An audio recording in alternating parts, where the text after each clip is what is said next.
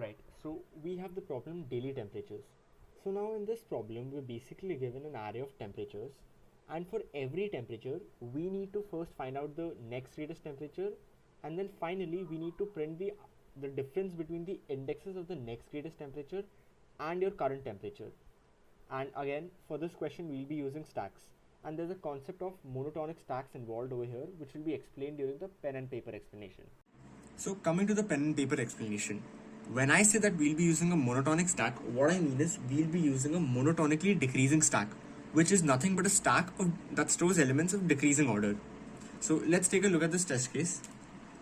30, 40, 50 and 40. Now for this test case, there's one more thing to keep in mind for this question. We'll be iterating through the last element, and the reason why we are doing so is because for any test case whatsoever, there's no element beyond the last element of the array. That means the output for that should always be 0. This can also be visualized with the help of a stack. So let's take our output array as this, and this is our given stack. Now what we're doing is we're starting to iterate from 40. So we'll take 40 as our first element. Now 40, and we compare, is 40 lesser than or greater than the topmost element of the stack? So far there are no elements in the stack. So what we do is we add the index of 40. So the index here should be 3. Now we move on to the next element, 50. Now again we check, is 50 greater or smaller than the topmost element of the stack? We are not comparing it 50 with 3 here, but we are comparing 50 with 40. We're basically using this as our address, kind of like a pointer. So 50, and we're checking, is 50 greater than 40? Yes, it is. What we do is we remove the element from the stack, and again we check, we basically keep on checking, is there an element greater than our current index? So we again check if there is an element greater than 50 in our stack or not. But wait, once we have removed 3 from the given stack, there are no elements in the stack. That means by far 50 is the greatest element. So what we do is we now, in our output array, we add 0. This 0 was for 40 being 0 by default. By default you have to keep it as 0, and this 0 I'm adding for 50, because once we have emptied the stack, we see that there's no element beyond 50 which is greater than 50. So here it's 0. And now we store the index of 50 onto our stack. This is 2. So we move on to the next element, which is 40. Now again we check, is 40 greater than 50?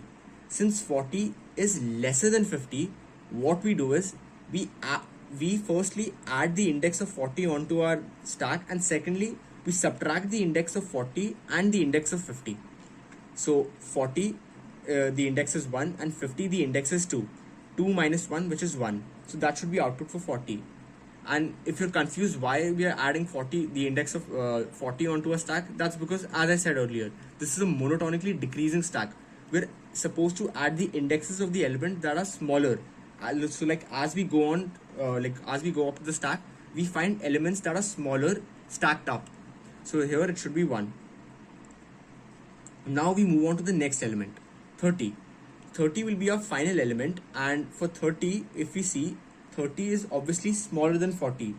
So again, we do the same thing. We subtract the index of 40 from the index of 30. So that's 1, and the index of 30 is 0. So 1 minus 0, which is 1. And now if you look at the output array for a moment, and if you ignore the stack, you see that this actually begins to make sense. If we look at 30 and we look for elements beyond 30 that are greater than 30, 40 happens to be the first element itself, and it's the consecutive element followed by 30. So that's why it's 1. Same thing goes for 40 as well, because once we've taken 40, we're neglecting the left hand side, and we're only looking at elements that are ahead of 40. So that's 50 and 40, and amongst these two elements, 50 is the next element itself that lies right after 40, and hence it's 1, because it's like the consecutive element. Now if you look at 50, so after 50 we've got 40, and 40 is smaller than 50, so that doesn't satisfy our case. And if we can't obviously go beyond our array, so that means for 50 also it should be 0.